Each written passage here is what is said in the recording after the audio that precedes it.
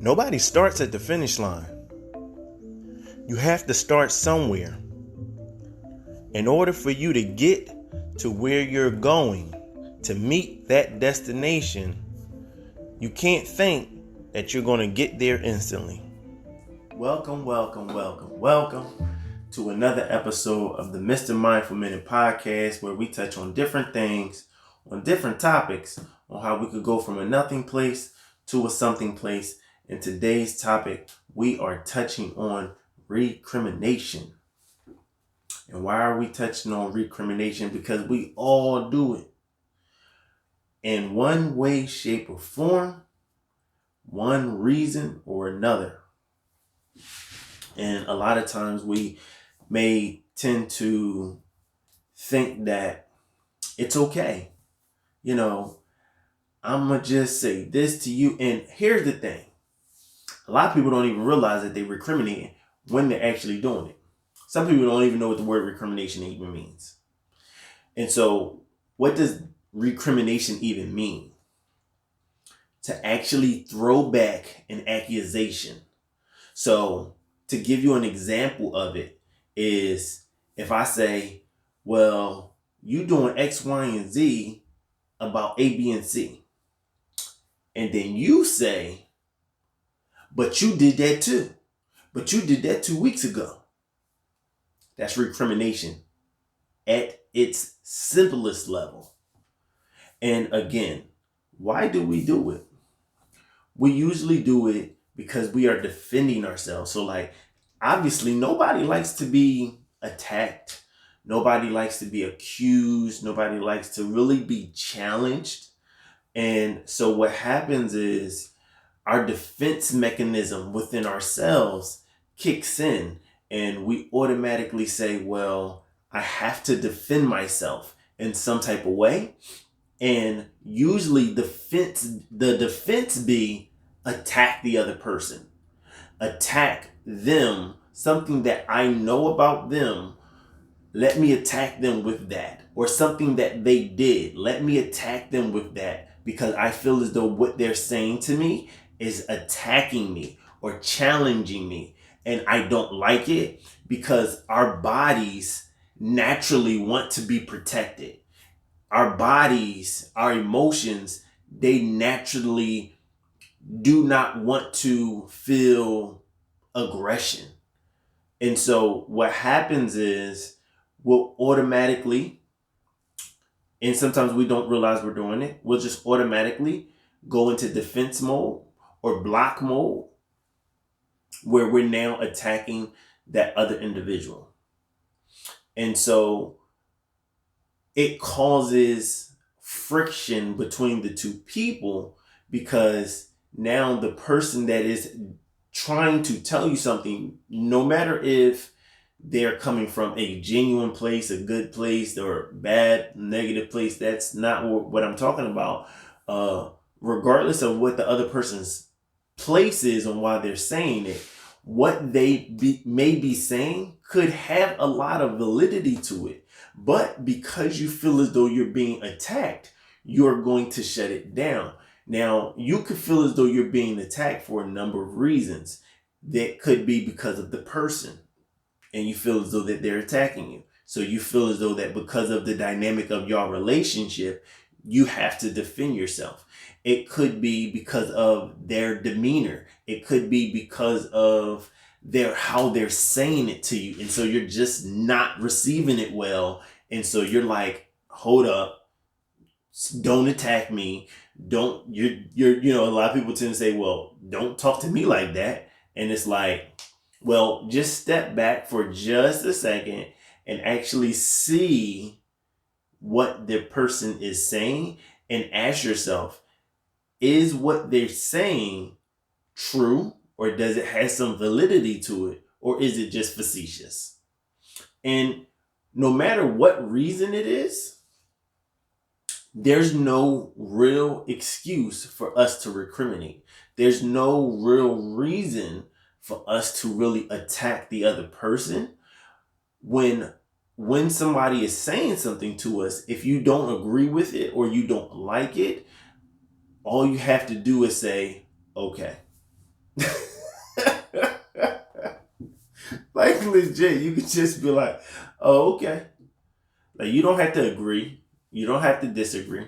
You don't have to attack them, right? You don't have to try to make them feel bad or remind them of something that they did or something. You don't have to do that, because all that's going to do is make the other person feel uncomfortable to approach you or to talk to you about something, which now there is no opportunity for y'all relationship, no matter what dynamic it is, for it to really grow, because it'll stay the same, because they don't feel comfortable in one area. And so because they're not comfortable in that area, it's going to spew over into other areas, and they're not going to feel comfortable expressing themselves to you, because if they'll say, if I can't express myself to tell you something over here, then how would I be comfortable with expressing myself over here? Now you may be saying, well, the two don't have anything to do with each other, but they do, because they both are forms of communication. So the root of it is communication. So even though the topics don't have anything to do with each other, they're still coming to the same root, which is communication. So what we have to realize is recrimination is not something that we want to actually be doing. And now that we know not only what recrimination actually means and even what it looks like, we actually need to know, what could we do to go from that place of being a recriminator to the place of not recriminating, actually hearing what people have to say, accepting what someone's opinion is, their thought process, and even taking that information for our benefit, for us to grow. Because sometimes we may want somebody to show up for us a certain way emotionally or even mentally, and because of how they're saying it, we don't receive it.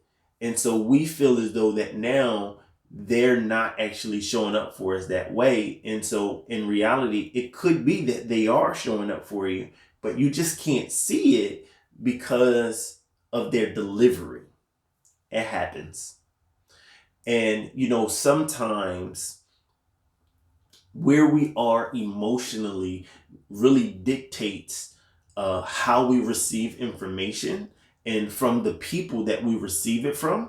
And so what that means is, if you are, discombobulated mentally or emotionally, or, you have scattered brain, or you have a lot of things going on over here and a lot of things going on over there, and you're just trying to process everything, when someone says something or tells you something or try to, give you some advice, it's hard for you to accept it, because the place that you're in, you just want to be consoled. The place that you in, you just want to be comforted. You don't really necessarily want to hear what you may need to hear. You just want to hear what you want to hear, and you want to feel comfortable. And the problem with that is, there is no growth in comfort. I'll say that again. There is no growth in comfort. So I call the comfort zone the danger zone, because in the danger zone, you will stay exactly where you are, and that may be bad for you.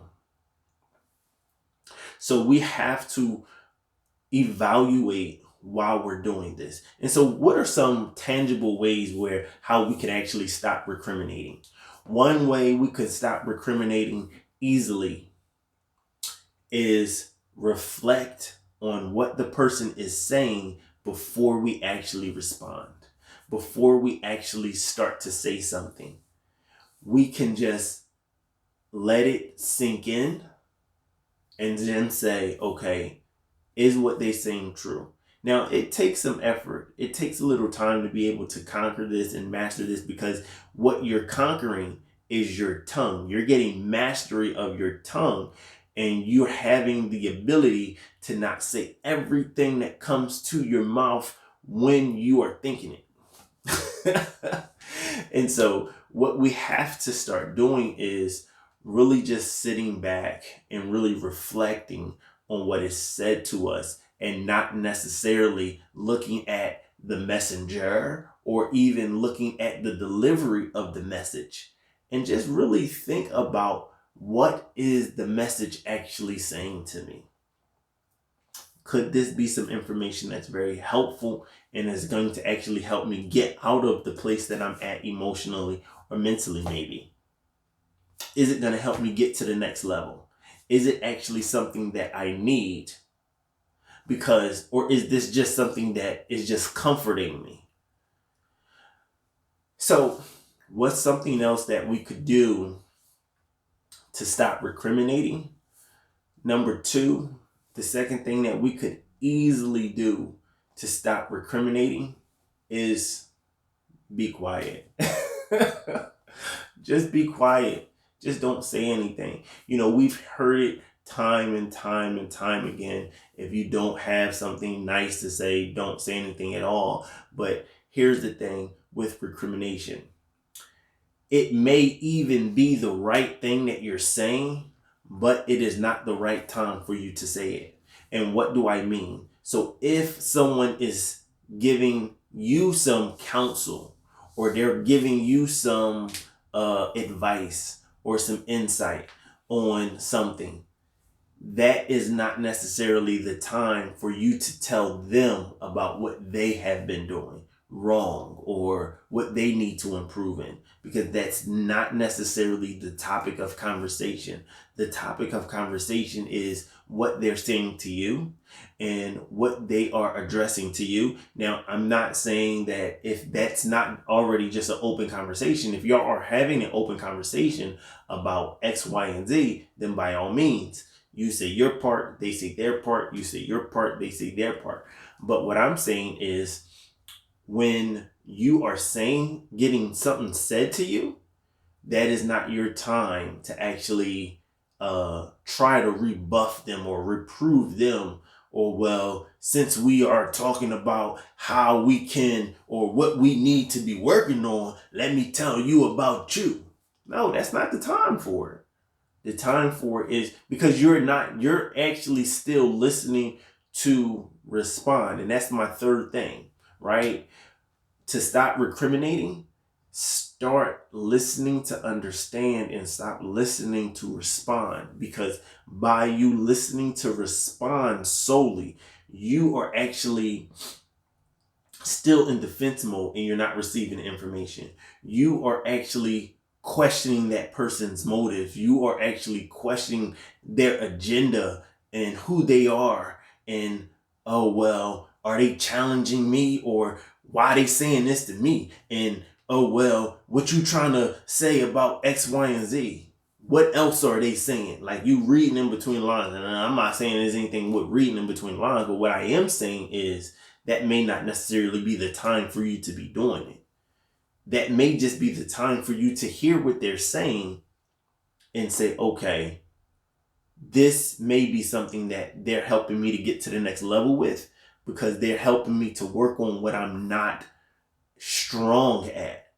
Because the reason I say it's the comfort zone is a danger zone, because when you're comfortable, you're not looking for how you can improve, because you're going to come out of your comfort.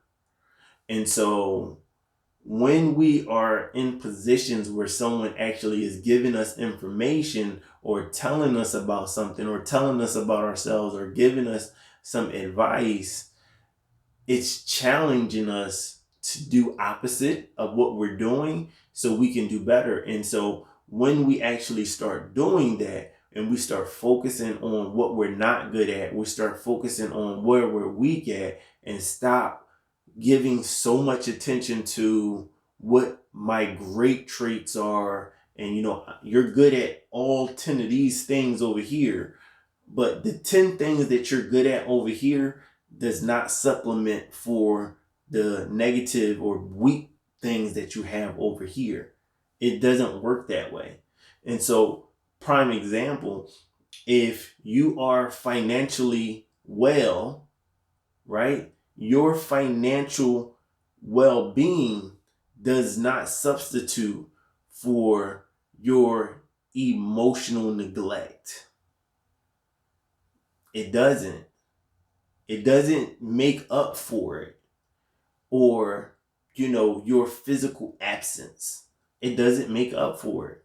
So yeah, it's you're killing it over in this area, but you're lacking over here.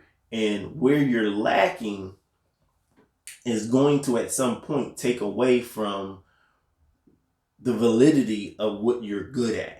And you may be saying, well, how can that take away from where I'm good at? Because I'm doing this over here. And because I'm doing this over here, I'm able to do this and I'm able to do that. And I can get this done and I can get that done, which all of that may be true.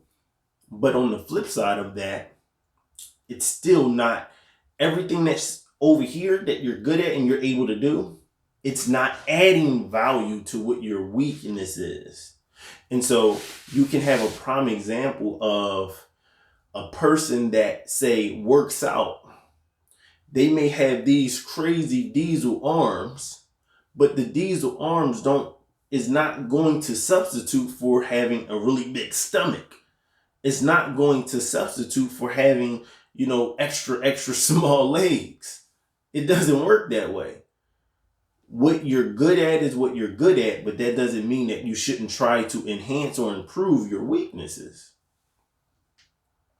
And so that's the same if you have a sports athlete, such as a basketball player. A basketball player may be able to shoot threes like crazy, but him shooting threes doesn't substitute for the fact that he can't actually do no defense.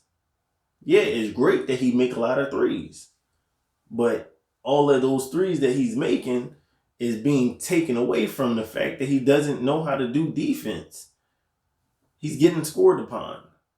So all the threes he's making is being taken away from all the points that the other team are making because he doesn't do defense.